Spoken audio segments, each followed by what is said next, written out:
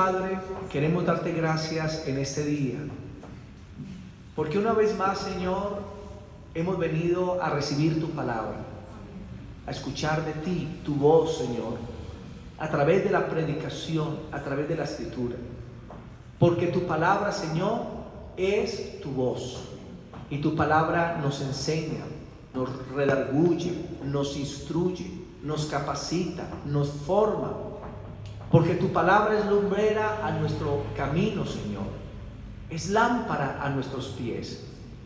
Te damos gracias porque tu palabra, Señor, nos ha sacado de la ignorancia y nos ha traído al conocimiento del Hijo de Dios. En el nombre de Jesús, amén y amén. Bueno, mis hermanitos, que Dios les bendiga. Estuve tocando hace días la primera parte de este tema titulada El pecado. Y lo último que vimos del tema pasado es lo siguiente: que el pecado no debe ser ocultado o no debe ser guardado. Porque cuando las personas ocultan el pecado o lo guardan, les van a venir consecuencias. Mientras que si confiesan su pecado, el Señor perdona y quita las consecuencias. Podemos ver el caso de Adán, que Adán pecó en el jardín del Edén y cuando Dios lo confrontó, Adán no reconoció su pecado, le echó la culpa a Eva. Cuando Dios llamó a Eva, ella no reconoció su pecado, sino que le echó la culpa a la serpiente. Encontramos también el caso de Caín, que mató a su hermano y Dios lo sabía. Y Dios venía a Caín para que reconociera su pecado. Y cuando Dios le dijo, ¿dónde está tu hermano?, Caín dijo, ¿acaso soy guarda de mi hermano? No reconoció su pecado. Entonces, en la Biblia encontramos esos dos tipos de personas. Uno, los que pecan y cuando Dios los redarguye, ellos se arrepienten y confiesan y se apartan del pecado. Y están dos, las personas que pecan y se habitúan al pecado y ya no lo confiesan, ya no se apartan del pecado. Y cuando eso pasa, comienzan a venir consecuencias. Vimos el ejemplo del rey David. Cometió dos pecados muy terribles, pero encontramos en la escritura que él durante muchos meses no se arrepintió, hasta que vino el profeta Natán, le dio una parábola, lo redarguyó y David se arrepintió. Dios lo perdonó, sí, pero le vinieron consecuencias muy fuertes. Entonces no vale la pena ocultar el pecado, porque ocultar el pecado es traer consecuencias espirituales para nuestras vidas, mientras que confesarlo es ser perdonados y liberarlos. Porque la Biblia dice que los pecados van a alcanzar a las personas, pero ¿cuándo los alcanzan? Cuando ellos no se arrepienten, cuando no confiesan sus pecados. Mientras que si los confiesan y se apartan, hay misericordia. Amén. Quiero hablar hoy de los resultados del pecado y voy a hacer un resumen. Los resultados del pecado. Primer resultado del pecado es la muerte. Y la muerte es una palabra que literalmente significa separación. ¿Qué produce el pecado? El pecado produce la separación de Dios y el pecado produce la separación del prójimo. Cuando Adán y Eva pecaron, ellos se sintieron desnudos, se cubrieron y sintieron vergüenza el uno del otro. Y cuando Dios vino a buscarlos, dice que Adán fue y se escondió por allá con Eva, porque el pecado que trajo separación con Dios y el pecado también trae separación con las demás personas. Nosotros como hijos de Dios amamos a los pecadores y anhelamos que vengan a Cristo, pero el pecado de ellos impide que nosotros tengamos una comunión o tengamos una intimidad en cuanto a una relación con esas personas. ¿Por qué? Por su pecado, porque el pecado separa de Dios y el pecado también separa a las demás personas. Otro resultado, en Romanos 6:23 dice, porque la paga del pecado es la muerte. Y muerte significa separación. ¿Qué es la muerte? Cuando se separa el espíritu y el alma, se separan del cuerpo. Esa es la muerte. Y el pecado también es muerte en cuanto a la separación de Dios y en cuanto a la separación del prójimo. Segundo, otro resultado del pecado es la pérdida. Cuando una persona peca, se encuentra perdida. Perdida para con Dios y también pierde el cielo. Y por eso la parábola del hijo pródigo en Lucas 15:24, cuando el hijo pródigo dejó la casa del padre y se fue al mundo a vivir en deleites y en placeres, y el hijo regresó, su padre lo estaba esperando con misericordia. Quería que regresara para perdonarle. Y estas fueron las palabras del padre. Lucas capítulo 15, el versículo 24 dice lo siguiente. Lucas 15:24. Porque mi hijo era muerto y ha revivido, se había perdido y es hallado. Y comenzaron a regocijarse. Aquí encontramos que cuando el padre aceptó, o llegó su hijo arrepentido de sus pecados, el hijo pródigo, el padre salió corriendo, lo abrazó, y el padre dijo estas palabras: mi hijo estaba perdido, pero ha sido hallado. Entonces la palabra pecado tiene como resultado la pérdida. Se están perdiendo de la gloria de Dios y se están perdiendo también de las bendiciones del Señor. Tercero, también otro resultado del pecado es la condenación. La condenación. Y esta es una palabra judicial que significa el juicio de Dios. Juan 3:18. Es una palabra judicial que significa el juicio de Dios. Juan capítulo 3, el versículo 18. Entonces, cuando una persona peca o comete un delito en la tierra, lo próximo que le espera cuando lo capturan es que esa persona va a un juicio o va a un tribunal. Lo mismo cuando una persona comete pecado, va a ir a un juicio o a un tribunal, que en este caso es a presentarse delante de Dios como el juez de toda la creación para darle cuentas por su pecado.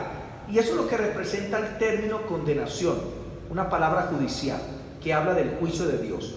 Juan 3:18 dice: el que en él cree no es condenado, pero el que no cree ya ha sido condenado, porque no ha creído en el nombre del unigénito Hijo de Dios.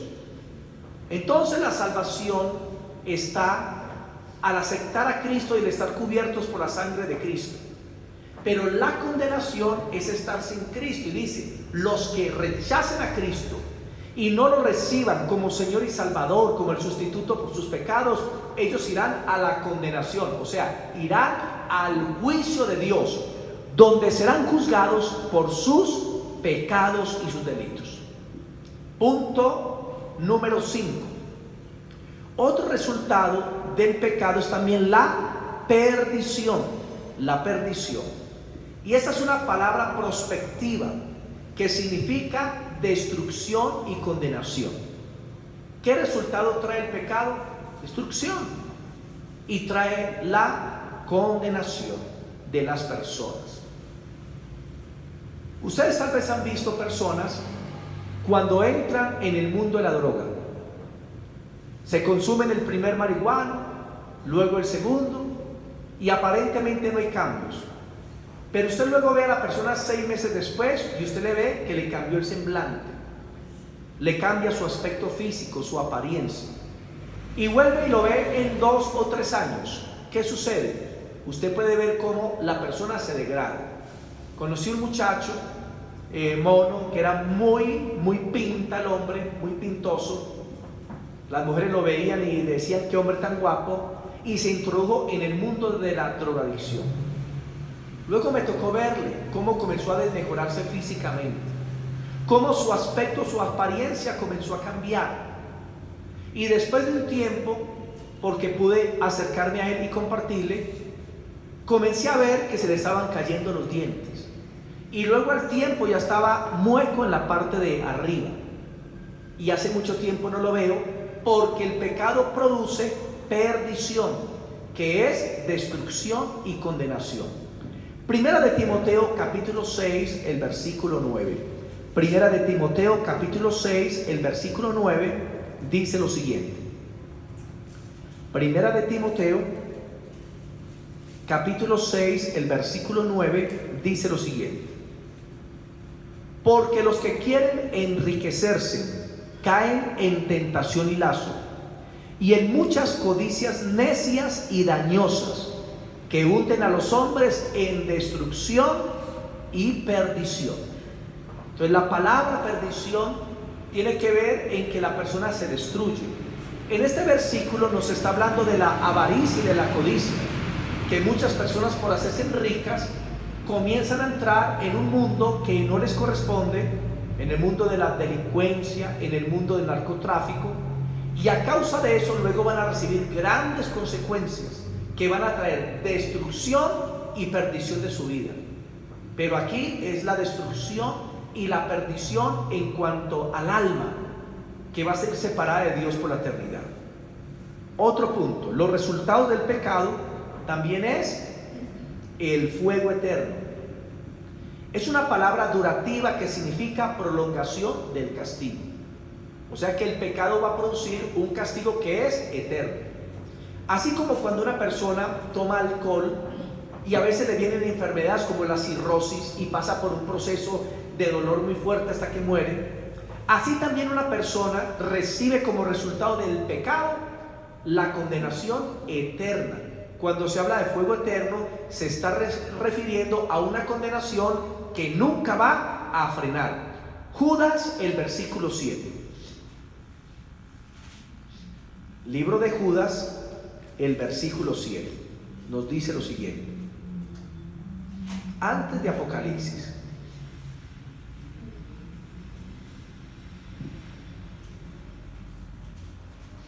Judas, versículo 7 dice: como Sodoma y Gomorra y las ciudades vecinas, las cuales de la misma manera que aquellos, habiendo fornicado e ido en pos de vicios contra naturaleza, fueron puestas por ejemplo, sufriendo el castigo eterno.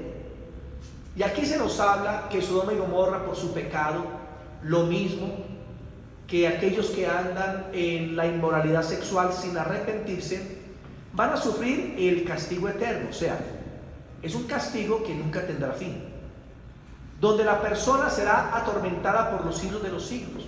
No porque Dios quiere, no, porque Dios quiere la salvación de los seres humanos, pero por cuanto los seres humanos no se quieren arrepentir y acercarse a Dios, ellos irán al juicio de Dios, serán condenados y luego pasarán a un castigo que es eterno.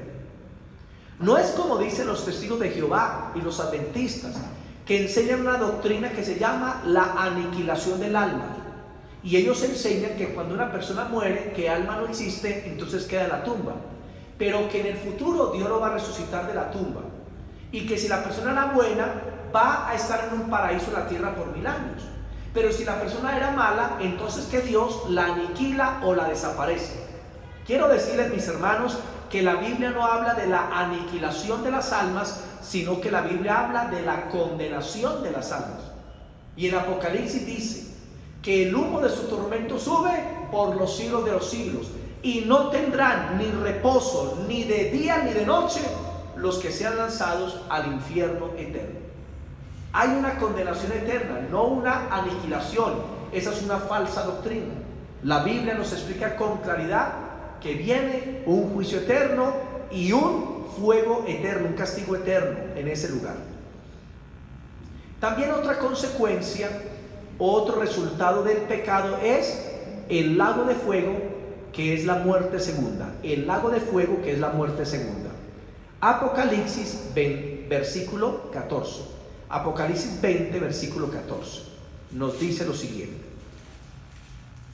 Apocalipsis capítulo 20, el versículo 14. Apocalipsis capítulo 20, el versículo 14 dice: y el que no se halló inscrito en el libro de la vida fue lanzado al lago de fuego. Versículo 14, perdón. Y la muerte y el infierno fueron lanzados al lago de fuego. Esta es la muerte segunda. Y el que no se halló inscrito en el libro de la vida fue lanzado al lago de fuego. El lago de fuego en la Biblia se le llama la muerte segunda. ¿Por qué la muerte segunda? Porque la Biblia explica que cuando una persona muere por primera vez físicamente y no tiene a Cristo, va a un lugar que se llama el infierno de separación. Pero la Escritura nos narra que las personas de ese infierno van a salir una vez para rendirle cuentas a Dios. Los que están en el infierno, debajo de la tierra, ellos no han sido juzgados, pero un día serán juzgados y tienen que salir de ese lugar para presentarse delante de Dios. Y después de que se presenten delante de Dios y sean juzgados, van a ser lanzados a otro lugar peor, llamado el lago de fuego, y se le llama la muerte segunda. Entonces la primera muerte es morir sin Cristo y la persona ir al infierno. Y la segunda muerte es pasar del infierno al juicio de Dios y luego al lago de fuego y azufre, y esa es la segunda muerte. Y es una muerte por toda la eternidad. Entonces podemos ver que el pecado siempre trae consecuencias. La paga del pecado es la muerte. El pecado nunca traerá nada bueno a una vida, porque el pecado es sinónimo de consecuencias. Ahora, ¿cuál es el remedio para el pecado? Vamos a ver cuál es el remedio para el pecado. El plan de Dios para solucionar el problema del pecado en la tierra fue enviar a su Hijo Jesucristo, para que viniera a este mundo y viviera una vida sin pecado en lugar de nosotros. Y al vivir sin pecado se convertiría en el hombre perfecto, que podría llevar el pecado del hombre pecador, o sea, de toda la humanidad. Cristo no cometió pecados, y cuando Cristo vino a este mundo, fue colgado de la cruz del Calvario y llevó los pecados de la humanidad. Llevó nuestro juicio y castigo, que ese es el Evangelio. Y la Biblia dice que murió, fue sepultado y resucitó. Y ahora las personas que creen en el perdón de Dios y en la obra de Cristo en el Calvario pueden recibir la vida eterna. No hay un remedio para la salvación, solamente el Señor Jesucristo. Porque el mundo le hace muchos ofrecimientos para ser salvos, pero Dios tiene solamente un ofrecimiento y es muy sencillo, es aceptar a Jesucristo como Señor y Salvador. Vamos a ver unas citas bíblicas. Juan 1, versículo 29. Juan capítulo 1, el versículo 29. Libro de Juan capítulo 1, el versículo 29. Dice la escritura: el siguiente día vio Juan el Bautista a Jesús que venía a él, y dijo: he aquí el Cordero de Dios que quita el pecado del mundo. El único que quita el pecado del mundo es Jesús. No son las obras, no son los sacrificios, no son los rezos, no son los ángeles, no es María, no es el Papa. Ninguna persona puede quitar el pecado. Solamente el Señor Jesucristo es el Cordero de Dios, que quita verdaderamente el pecado del mundo. En el Antiguo Testamento, Israel sacrificaba el Cordero de la Pascua cada año. Y era un corderito de un año que no tenía defectos, sin manchas, sin contaminación. Y ese corderito era sacrificado en lugar de las personas por sus pecados. Y entonces el pecado de la persona pasaba al cordero, y el cordero moría en lugar de la persona, era el sustituto. Y era degollado, y la sangre del cordero caía ahí al lado del altar, o la recogían sobre el altar. Y esa sangre lo que estaba haciendo era cubriendo el pecado, lavando el pecado. De igual manera, Cristo, como el Cordero de Dios, tomó nuestros pecados y fue degollado, o sea, fue muerto en nuestro lugar, y su sangre derramada fue la que limpió nuestros pecados. Primera de Juan 3:5. Primera de Juan capítulo 3, el versículo 5 dice lo siguiente. Primera de Juan capítulo 3, el versículo 5 dice: Primera de Juan capítulo 3, el versículo 5 dice: y sabéis que Él apareció para quitar nuestros pecados, y no hay pecado en Él. Escuchen, Cristo no tuvo pecado y apareció para deshacer nuestros pecados, para otorgarnos el perdón. Quiere decir que si usted aceptó a Cristo como Señor y Salvador, arrepentido de sus pecados, esos pecados ya fueron destruidos. Esos pecados no existen, esos pecados fueron deshechos. Ahora, la humanidad que rechaza la redención de Cristo está haciendo cosas para el perdón de sus pecados. Entonces muchos se van a motilar viejitos, a regalar mercados, a hacer obras de caridad, a hacer sacrificios, pensando que así son perdonados por Dios. Pero la Biblia nos enseña que aunque una persona se lave, se bañe, aunque una persona haga obras de caridad, sacrificios, aunque una persona trate de comportarse bien, la Biblia dice que esas cosas no quitan el pecado. Job capítulo 9, versículos 30 y 31. Job capítulo 9, versículos 30 y 31. Capítulo 9, versículos 30 y 31.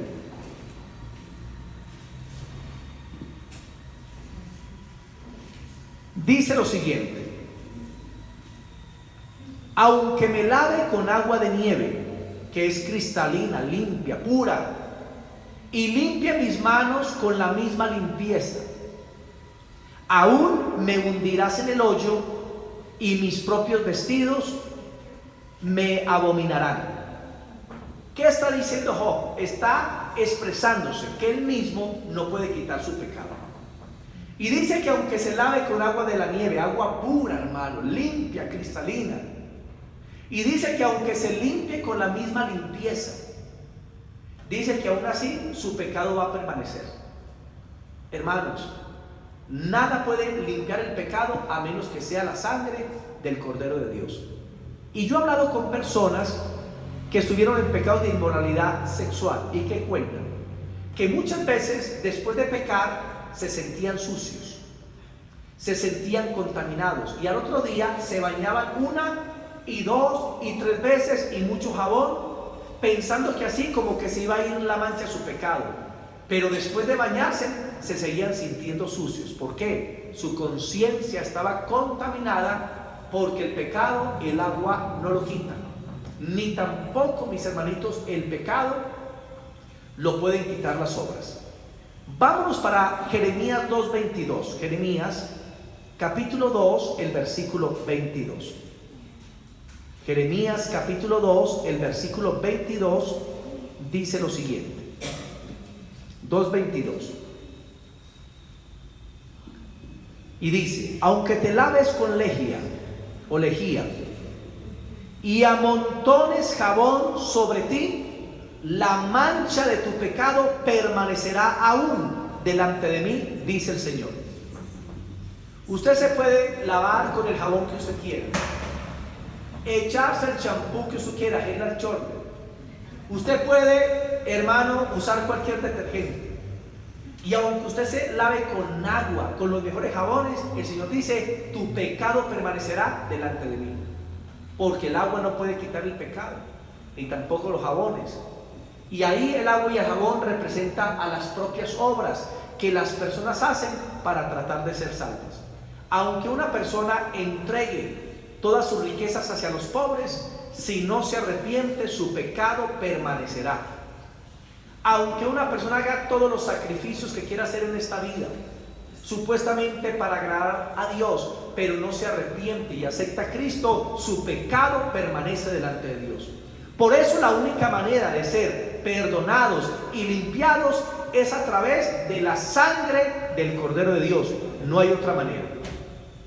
En Efesios 1:7, Efesios capítulo 1, el versículo 7, el apóstol Pablo nos dice lo siguiente. Efesios capítulo 1, el versículo 7, dice lo siguiente.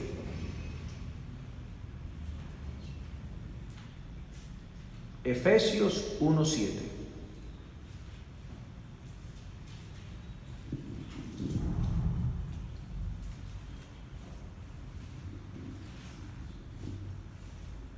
En quien tenemos redención por su sangre. Redención significa comprar. Dios nos compró con la sangre de su Hijo.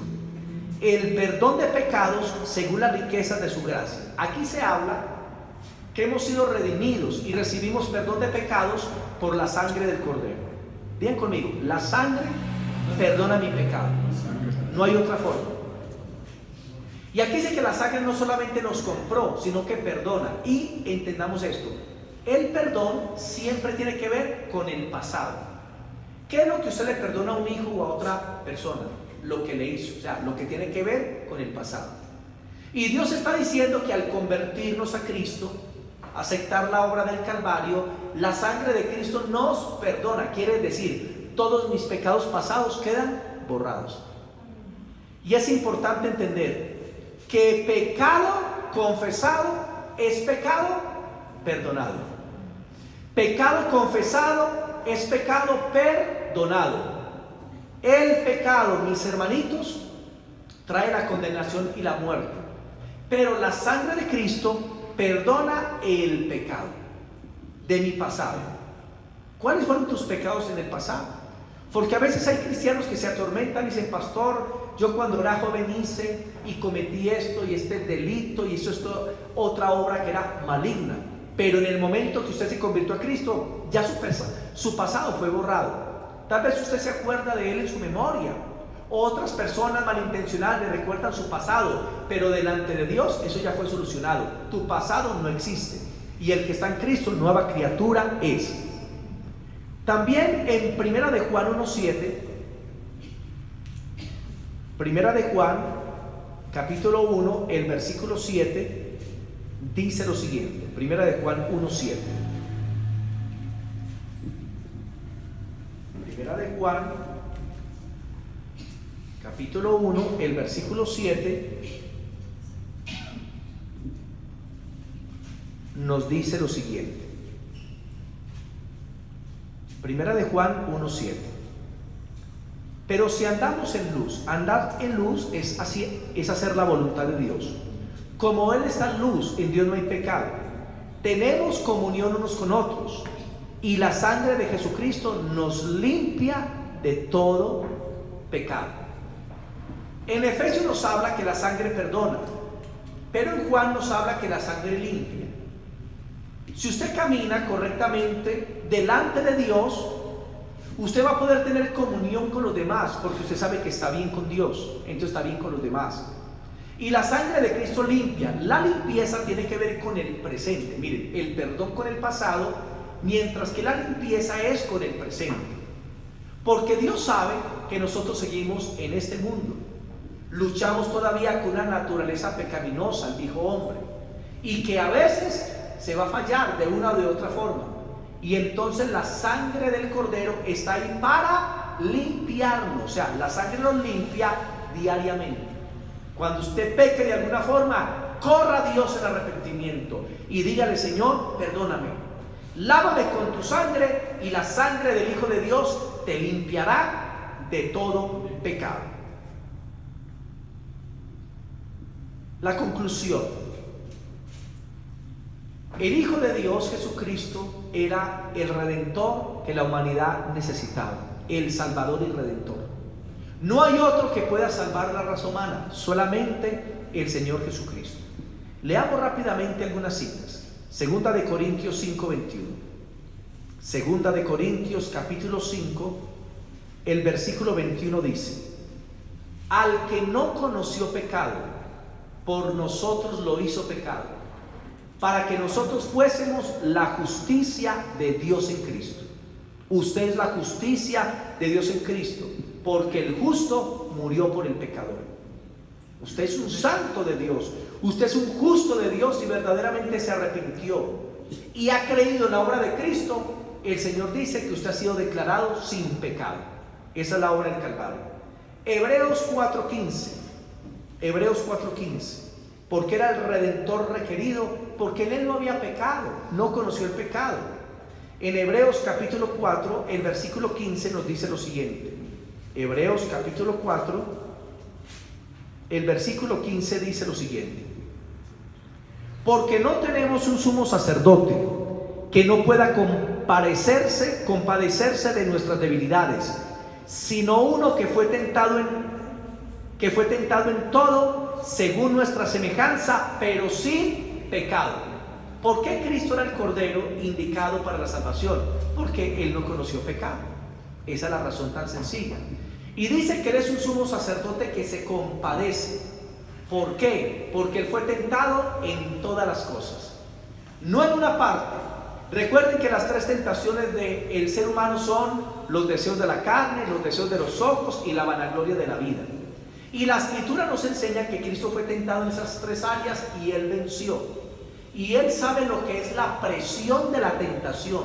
Él conoce lo que es la tentación y por eso cuando somos tentados, Él se compadece de nosotros. ¿Y qué hace el Señor? Nos da fortaleza, nos da su Espíritu Santo, nos ha dado su palabra para que nosotros podamos vencer al igual que Él venció. Pero Cristo se compadece de ti porque Él no pecó. En primera de Juan capítulo 3 el versículo 5, ya lo leímos hace rato, dice: y no hay pecado en Él.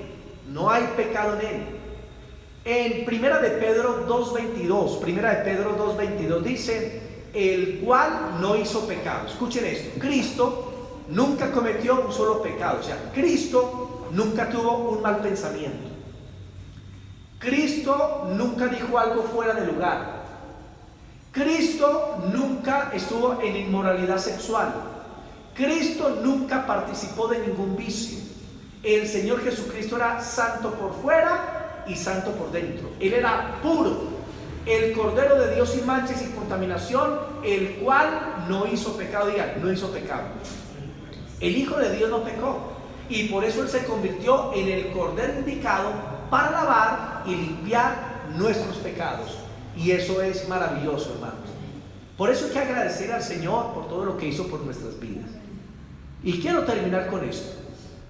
4 cositas que usted debería orar cuando vaya a la presencia de Dios. Primero, deberíamos pedirle al Señor: enséñame a ver la enormidad de mi pecado. Enséñame a ver, Señor, la pecaminosidad del pecado. Porque hay personas que saben que el pecado es malo, pero no lo ven en su profundidad. Ven el pecado como algo no tan malo. Sí, es malo, pero tampoco tanto. No, una mentirita piadosa, es piadosa, entonces no es tan mala.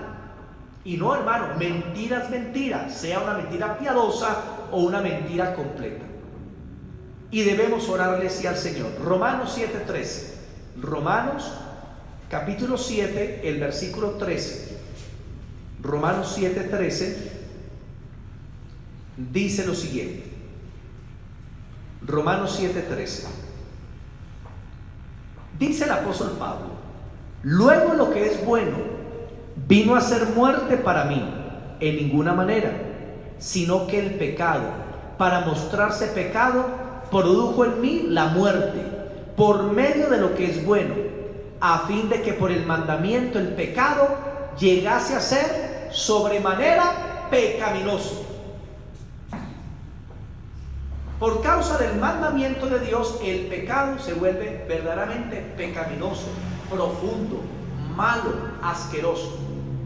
Usted, antes de venir a Cristo, usted sabía que la mentira era mala. Claro que sí. Y usted a veces evitaba mentir, pero mentía luego y no lo veía como tan grave.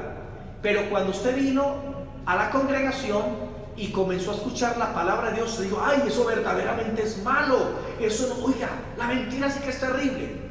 Se dio cuenta de la profundidad de la mentira y se apartó de la mentira. Por eso hay que orarle al Señor: Señor, muéstrame la pecaminosidad de mi pecado, o sea, que pueda entender la profundidad de lo que es malo. Segunda oración que debo hacer: enséñame a aborrecer el pecado. Señor, muéstrame la profundidad del pecado. Y 2, enséñame a aborrecer el pecado. Salmo 97:10. Salmo 97:10. Hay personas que tenían el hábito del cigarrillo y sentían el humo del cigarro y ya querían fumarse un cigarrillo. Pero cuando llegaron a Cristo se dieron cuenta que el cigarrillo era muy malo, destruye el cuerpo, trae enfermedades y es un pecado ante Dios. Y cuando se convierten, el Señor les liberta. Y al tiempo dice: ya siento el olor del cigarrillo y lo abomino, lo aborrezco. Ay, eso huele horrible. ¿Por qué? Porque entendieron que el pecado es sumamente malvado y entendieron que no pueden amar el pecado sino aborrecerlo. ¿Qué es el temor de Dios? Es amar lo que Dios ama y aborrecer lo que Dios odia. Salmo 97:10 dice lo siguiente. Salmo 97:10 dice lo siguiente. 97:10. Los que amáis al Señor, aborreced el mal. Él guarda las almas de sus santos, de mano de los impíos los libra. Los que amáis a Jehová, aborreced el mal. Si usted ama a Dios, usted tiene que aborrecer el pecado. Usted no puede alcahuetear el pecado. Usted no puede permitir el pecado en su casa, porque su casa es santa para Dios. Tercera oración: Señor, enséñame a confesar mi pecado. Enséñame a confesar mi pecado. Primera de Juan 1:9. Primera de Juan 1:9. Primero, Señor, quiero ver cuán perverso es el pecado. 2, enséñame a aborrecer el pecado. 3, enséñame a confesarte el pecado. Primera de Juan 1:9 dice: si confesamos nuestros pecados, Él es fiel y justo para perdonar nuestros pecados y limpiarnos de toda maldad. Usted tiene que confesar el pecado a Dios, porque si usted no lo confiesa, el pecado le alcanzará. Si usted no viene a Dios en arrepentimiento, las consecuencias vendrán, pero cuando usted confiesa el pecado, Dios le perdona y usted se evita males que vendrán contra su vida. Y punto 4, debemos orar: Señor, enséñame a apartarme del pecado. Enséñame a apartarme del pecado. Proverbios 28:3. Enséñame a apartarme del pecado. ¿Qué significa eso? Significa, mis hermanitos, que nosotros debemos buscar los medios para no estar cerca del pecado. ¿Por qué Eva pecó? Porque no se apartó del árbol de la ciencia del bien y del mal. Fue tentada y comió del árbol. Apártese de la tentación para no pecar. En el Padre Nuestro oramos: y líbrame del mal. Pero Dios, ¿cómo me va a librar del mal si yo vivo cerca del mal? Si yo sé que salir del licor, yo no tengo que estar cerca de cantinas, ni estar con amigos que les gusta el licor, porque voy a ser tentado. Proverbios 28:13 dice: el que encubre sus pecados no prosperará, o sea, el que no los confiesa.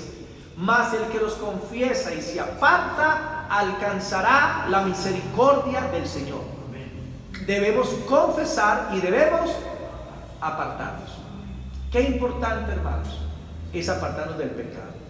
Así que tu oración debe ser: Padre, enséñame la profundidad del pecado. 2, enséñame a aborrecer el pecado. 3, enséñame a confesar el pecado. Y 4, enséñame a apartarme del pecado. Sería una buena oración cuando nos acerquemos a Dios por limpieza. Vamos a orar. Padre, queremos darte gracias por esta enseñanza en esta mañana, porque hemos podido escuchar tu voz, al Espíritu Santo, a través de la predicación. Y te damos gracias porque tu palabra es bendita, Señor, y hemos podido comprender que el resultado del pecado es la muerte, la condenación, el juicio, la ira de Dios, el infierno eterno, la pérdida, Señor. Pero que el regalo de Dios en Cristo Jesús es vida eterna, vida abundante, gozo, paz en el Espíritu Santo. Porque la sangre de Cristo puede lavar y perdonar todo pecado sin importar su profundidad.